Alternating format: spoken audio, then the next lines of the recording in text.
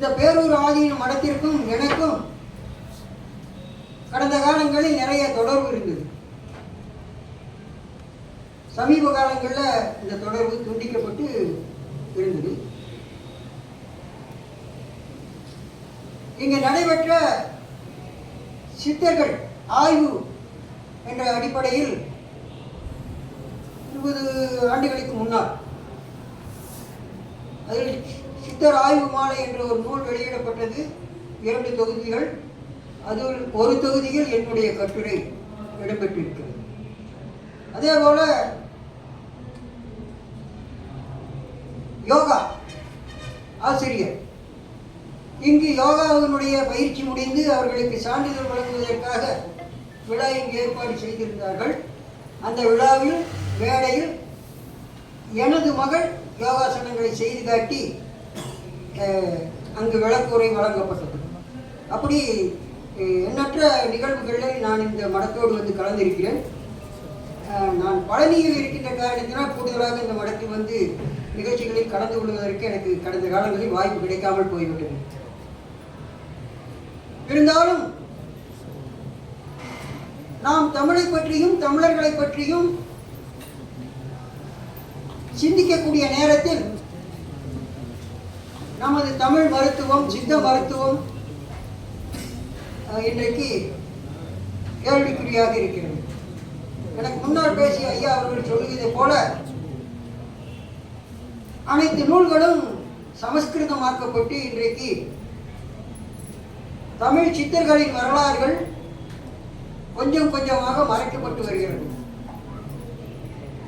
இதை மக்கள் மன்றத்தில் நாம் கொண்டு செல்ல வேண்டும் என்ற நோக்கத்தில் தான் நாங்கள் ஓலம்பிகை அறக்கட்டளை என்ற ஒரு அறக்கட்டளையை துவங்கி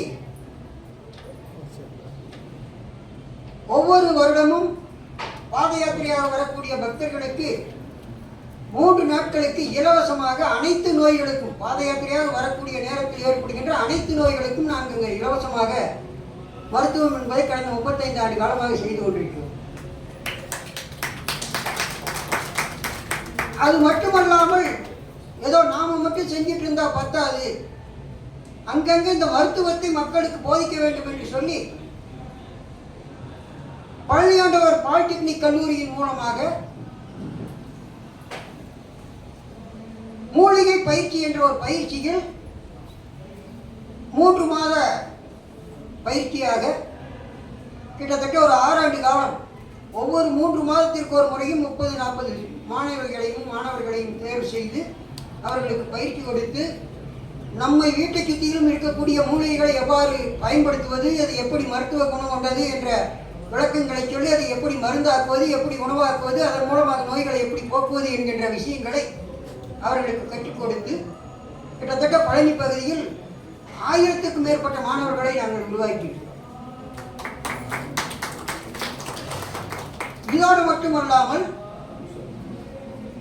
நம்ம மூலிகைகளும் பாசானங்கள், காரசாரங்கள், ஊரசங்கள் என்று சொல்லக்கூடிய அந்த பொருட்கள் எல்லாம் ஏதோ பேரளவில் இல்லாமல் அதை அனைவரும் பார்த்து பரீட்சித்து அணுகி அறிமுகப்படுத்திக் கொள்ள வேண்டும் என்ற நோக்கத்தில் அங்கங்கு நாங்கள் மூலிகை கண்காட்சியும் நடத்துகிறோம். மூலிகை கண்காட்சி நடத்துவதன் மூலமாக நமது வாசலில் இருக்கக்கூடிய ஒரு மூலிகை அற்புதமான ஒரு மூலிகையாக இருக்கும், ஆனால் அதை களைச்செடி என்று சொல்லி வெட்டி வீசி எறிந்து விடுவோம், அதனுடைய மருத்துவ குணம் தெரியாத காரணத்தினால் அந்த மருத்துவ குணத்தை அந்த அனைத்து பகுதி மக்களுக்கும் கொண்டு சேர்க்க வேண்டும் என்கிற அடிப்படையில் மூலிகை பயிற்சிகள் கொடுப்பதோடு மட்டுமல்லாமல், மூலிகை கண்காட்சி நடத்துவதோடு மட்டுமல்லாமல் அதன் மூலமாக மருந்துகள் செய்கின்ற பயிற்சிகளையும் கொடுக்கின்றோம். தேவை ஏற்பட்டால் இந்த பகுதியில் இப்பொழுது நாங்கள் கொஞ்சம் விரிவுபடுத்தி இந்த பகுதியில் சில வேலைகள் நாங்கள் செய்ய வேண்டும் என்ற நோக்கத்தோடு இன்றைக்கு மடத்தினுடைய நிகழ்ச்சியோடு சேர்ந்து நாமும் இதில் கலந்து கொண்டிருக்கிறோம். இந்த பகுதியில் நீங்கள் எல்லாம் ஆதரவு கொடுத்தால் கண்டிப்பாக அடுக்கலையில் இருக்கக்கூடிய அனைத்து உணவுப் பொருட்களும் மருத்துவ குணம் உள்ளது, அதை எப்படி மருந்தாக ஆக்குவது, அதை எப்படி உணவாக மாற்றுவது, எப்படி நோய் எதிர்ப்பாக மாற்றுவது என்கின்ற விஷயங்களை கற்றுக் கொடுப்பதற்கு நாங்கள் தயாராக இருக்கிறோம். நீங்கள்லாம் முயற்சி செஞ்சா போதும், நீங்கள்லாம் ஆதரவு கொடுத்தா போதும். சரிங்களா? எங்களுக்கு இப்போ நாங்கள் வந்து 35 ஆண்டு காலம் இந்த இதை செய்தாலும் பெரிய அளவில் யாரிடமும் நாங்கள் பணம் வசூலிக்கவில்லை.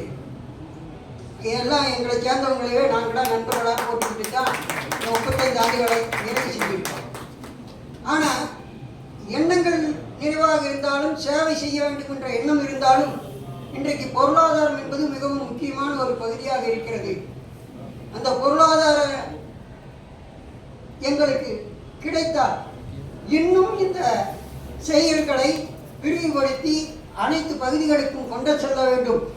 முடிந்தால் இந்த மடத்தில் இருக்கக்கூடிய 100 இளைஞர்களுக்கு மருத்துவ பயிற்சி கொடுத்து அவர்களை மருத்துவர்களாக்குவதற்கு நாங்கள் முயற்சி எடுப்போம். எங்களுக்கு ஒத்துழைப்பு தாருங்கள் என்ற வேண்டுகோளோடு இந்த பேச வாய்ப்பினை நல்கிய அனைத்து சான்றோர் பெருமக்களுக்கும் எனது சிறந்தாழ்ந்த நன்றியையும் வணக்கத்தையும் உறுத்திக் கொண்டு விடைபெறுகிறேன். நன்றி, வணக்கம்.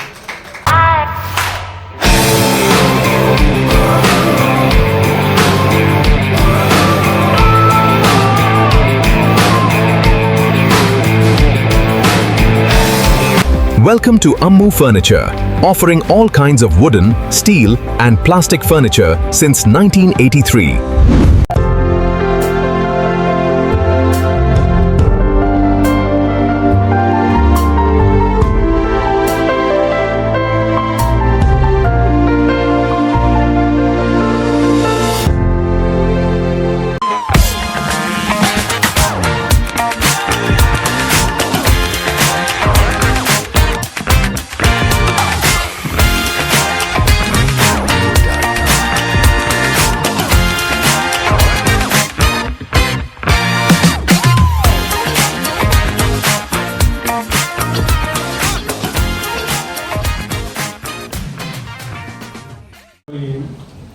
மருந்துமறை முறைகளை வணங்கி சிறுவையாதீனம் பேரூராதீனம் அவர்களின் துணையில் தொல்காப்பியம் திருக்குறள் வழியில் வருகின்ற அனைவருக்கும் வாங்கியை தெரிந்து கொள்கிறேன். தீரன் சின்னமலை வரணும் சொன்னாலும் நமக்கு ஞாபகம் வர்றது 4 போர் தான். அவரோட போர்க்களங்கள் வந்து நீங்கள் நினைச்சு பார்க்கவே முடியாது. அந்த இதே தீரன் சின்னமலை வேற ஒரு இனத்திலேயோ வேற ஒரு ஊர்லயோ பிறந்திருந்தாருன்னா தூக்கி கொண்டாடி இருப்பாங்க. அந்த போர் திட்ட நுணுக்கங்களெல்லாம் வந்து நீங்க நினைச்சு பார்க்க முடியாத திட்டங்களை வந்து பயன்படுத்தியிருப்பார். சாதாரண ஒரு சிற்றூரில் பிறந்த ஒரு ஊர் தலைவரின் மகன் இவ்வளோ பெரிய சாதனை நிகழ்த்தியிருக்கிறாருன்னா அது வந்து நீங்க நினைச்சு பார்க்கவே முடியாது. 4 போர் பார்த்தீங்கன்னா, ஒன்று காவேரி கரை போர், 2வது ஓடாநிலை போர், 3வது அரச்சலூர் போர், 4வது கோவை போர். அதுல ஓடாநிலை போர் அப்படிங்கறது வந்து நீங்க கவனிச்சு பார்த்தீங்கன்னா, பாகுபலி படம் பார்த்துருப்பீங்க நிறைய பேர். அந்த பாகுபலி படத்துல வந்து ஒரு அணை உடைச்சுடுவான் கதாநாயகன், கவனிச்சிருக்கீங்களா? பார்த்துருப்பீங்களா? அந்த அணை, அந்த செயலை செய்தவர் வந்து தீரன் சின்னமலை. அப்படியே பார்த்து படத்துல வச்சுட்டாங்க. தீரன் சின்னமலையோட ஓடாநிலை போர் அழகா அந்த பிரிட்டிஷ் படையை கூட்டிட்டு வந்து ஓடாநிலை அந்த கரையை நிற்க வச்சிருப்பாரு. இங்க அணை உடைப்பாங்க, 3000 வீரர்கள் வந்து சிக்கிடுவாங்க. அத்தனை பீரங்கியும் உதவி விட்டுட்டு ஓடிடுவாங்க. 50% ராணுவத்தை இறந்துடுறாங்க, அதாவது ஆங்கிலேயர் இறந்து ஓடிடுறாங்க. அப்படி ஒரு சிறப்பான போர். இந்த போரை யார் இன்னொரு முறை செஞ்சாங்கன்னு பாத்தீங்கன்னா, ஈழத்துல பிரபாகரன் செஞ்சார். சாம்பூர்ல வந்து 4500 சிங்கள வீரர்களை தண்ணியில போட்டு மூழ்கடிச்சது வந்து சாம்பூர் போர். புலிகள் அழகா ஸ்கெட்ச் போட்டு தூக்குனாங்க. அப்ப வந்து இந்த எங்க கத்துக்கிட்டேன்னு சொல்லி கேட்பாங்க. அப்ப தலைவர் சொல்லுவாரு, தீரன் சின்னமலை கிட்ட கத்துக்கிட்ட போர் முறை அப்படின்பாரு. ஆனா நம்மளுக்கே தெரியாது இப்படி ஒரு போர் முறை செஞ்சிருக்காரு. சரி, இந்தியாவில் மட்டும்தான் செஞ்சிருக்காங்க கேட்டா இல்ல, வியட்நாம் செஞ்சிருக்காங்க. வியட்நாம் வந்து ஓசுமின் வந்து இந்த கதையை கேட்கிறாரு. தீரன் சின்னமலை ஒருத்தர் வந்து தமிழ்நாட்டுல இந்திய விடுதலை அப்போ பிரிட்டிஷார் எடுத்து இப்படி ஒரு செயல்முறை பண்ணியிருக்காரு அப்படின்னு சொன்ன உடனே 84 நாள் தவம் கிடக்குறாங்க. எப்படிங்க, சின்ன சின்னதா வாய்க்கால் வெட்டி போய் அந்த படை நெருக்கத்துல வந்து அந்த 10 வாய்க்கால் விடுறாங்க. இங்க வந்து அணை திறந்து விடுறாங்க. அமெரிக்க படை சிக்கி சீரழிஞ்சிருக்கு. அப்ப இந்த வெற்றி காரணம் தீரன் சின்னமலை அவரு பதிவு பண்றாரு. இந்த மாதிரி வரலாற்றுல வந்து மிக நுட்பமான போர் முறைக்கு சொந்தக்காரர் வந்து தீரன் சின்னமலை. அப்ப இன்னொரு கோவை கோன் அப்படின்னு சொல்லி போற்றப்படுற திறன் சின்னமலை வந்து கோவை முற்றுகையிட வராரு. கோவை முற்றுகையில் வந்து வெற்றி பெற்றார். அப்போ வந்து கோவை கோட்டையை பிடிக்கணும், கோட்டை எப்படி பிடிக்கிறது அப்படின்னு சொல்லி ஒரு யோசனை வந்து அவருக்கு வருது. அப்போ ஒரு படை வந்து 10 ஆட்கள் வந்து அதிகமாக திரட்டிட்டு போகணுங்கிற சூழல்ல திருப்பி படை திரட்ட போறதுதான் ஒரு சிக்கலை மாட்டி அவரோட இறப்பு நேரிடுது. என்னன்னா அந்த சமையல்காரன் அந்த கதையை கேட்டிருப்பீங்க, வழக்கமா இது எல்லாரும் சொல்றதுதான். ஆனா இந்த கதை யாருமே சொல்லியிருக்க மாட்டாங்க. இன்னும் அந்த கோயம்புத்தூர்ல அவர் எப்படி எந்தெந்த போர் திட்டத்தை வந்து முன்னெடுத்தாரு, எப்படி அந்த பிரிட்டிஷார் வந்து வெற்றி பெற்றாரு அப்படிங்கறத வந்து கோயம்புத்தூர் கெஜெட்ல இருக்குது. அது படிக்கணும். அங்க எல்லாரும் ஒரு நாள் போவோம், கெஜெட்டை வாங்குவோம், இல்ல ஆய்வாளர் போங்க, அது கொஞ்சம் முன்னெடுத்து படிங்க. இப்ப எப்படி அந்த போர் செஞ்சிருக்காருன்னு சொல்லி இதெல்லாம் நான் வெளியே கொண்டு வரதே இல்லை. ஓடாநிலை பேராலும் சரி, காவேரி கரை போரை பத்தி இன்னும் யாரும் பேசுறதே இல்லை. ஓடாநிலை கூட சில பேசுறது இல்லை. அர்ச்சுலூர் போர் அதே மாதிரி தான். அர்ச்சுலூர் போர்ல வந்து பாத்தீங்கன்னா தடிக்காரன் படைன்னு ஒரு சிறப்பு உண்டு. இப்ப சோழர்களுக்கு செங்குந்த படை இருக்கிற மாதிரி தீரன் சொன்ன தடிக்காரன் படைன்னு ஒரு படை இருக்கும். அந்த தடிக்காரன் படையை வந்து நீங்க அவங்ககிட்ட அடி வாங்காத பிரிட்டிஷ் போர் வீரனே இருக்க முடியாது. அந்த அளவுக்கு வந்து கோயில் அடி வாங்கியிருப்பாங்க. ஒவ்வொரு அடியும் வந்து சொல்லுவாங்க, முதுகு அடிச்சா அந்த முதுகுலம்பு உடஞ்சிடும், கால் அடிச்சா கால் உடஞ்சிடும், வீடு போய் சேர்றது பெரிய கஷ்டம் சொல்லி அப்படி ஒரு சிறப்பான தடிக்காரன் படை வச்சிருந்தாரு, குதிரை படை வச்சிருந்தாரு, பீரங்கி படை வச்சிருந்தாரு. ஏதாவது வழக்கமா சொல்லுவாங்க பீரங்கினாவே வந்து ஏதோ வெளிநாட்டுக்காரங்க வந்ததுதான் பீரங்கின்னு சொல்லுவாங்க. ஆனா உண்மையாவே வந்து நம்ம ஊர்லயே பீரங்கி இருந்துச்சு. கிட்டத்தட்ட 1000 ஆண்டா 2000 ஆண்டா பீரங்கி வச்சிருந்தோம். பாகுபாலியில பீரங்கி போடுறாங்க இல்லைங்களா, அந்த பாகுபாலி கதையே வந்து 2000 ஆண்டுக்கு உட்பட்ட கதை தான் ஆச்சுங்களா. ஆனா அந்த பீரங்கிலாம் அப்பவே வச்சிருக்கிறோம். ஆனா வெளியே நம்ம சொல்ல, நம்ம வந்து ஒரு பேரறிவுக்கு ஒரு பொருளை பயன்படுத்த கூடாதுன்னு அறத்தின் வழி நிற்கிறதா தமிழரோட பண்பாடு. பிரிட்டிஷோட 3000 பேர் சிக்கிட்டாங்க, அப்பவே கொண்டு போடலாம்னு சொல்லி தெரிஞ்சவனை கொண்டல. அவங்க வந்து அந்த படை திரும்பப்பட்டிருக்கிறோம், சமாதானமா போறாங்க. சமாதானம் போனோம்னா இன்னும் அமைதியாயிடுறாரு. நீங்க தமிழோட வரலாறே திருப்பி பாத்தீங்கன்னா சமாதானம் போய் தான் நம்மளோட பின்னாடி இருக்கும். ஆனா எப்பவும் அறத்தின் வழி நிற்போம், அதை மாற்றுக்கிறது கிடையாது.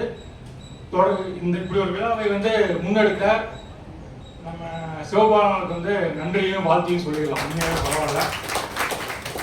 அப்புறம் வந்து நம்ம பொள்ளாச்சி நித்யானந்தன் வந்திருக்காரு. அண்ணா வந்து ஒரு எம்எல்ஏவை பார்க்கறத விட ஆனமலையார் நல்வாழ் திட்டத்தை நிறைவேற்றும் நல்ல மனிதனா பார்க்கிறோம். நன்றி, வணக்கம்.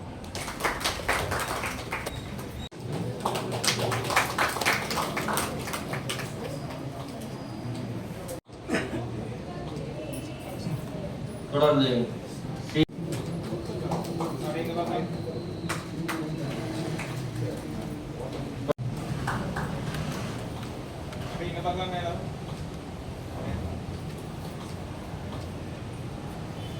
தொடர்ந்து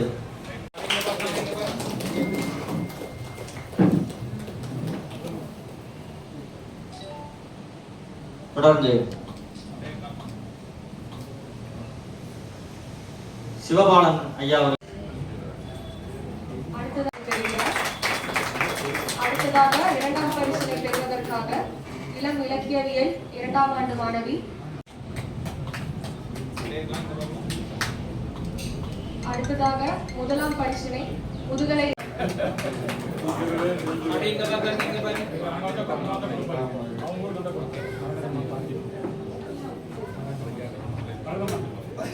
கௌமார செல்வி மரகதம் அம்மையார் அவர்களை மேடை கழிக்கிறோம். அவர்களை தொடர்ந்து பார்த்திகன் ஐயா அவர்களை மேடை கழிக்கிறோம்.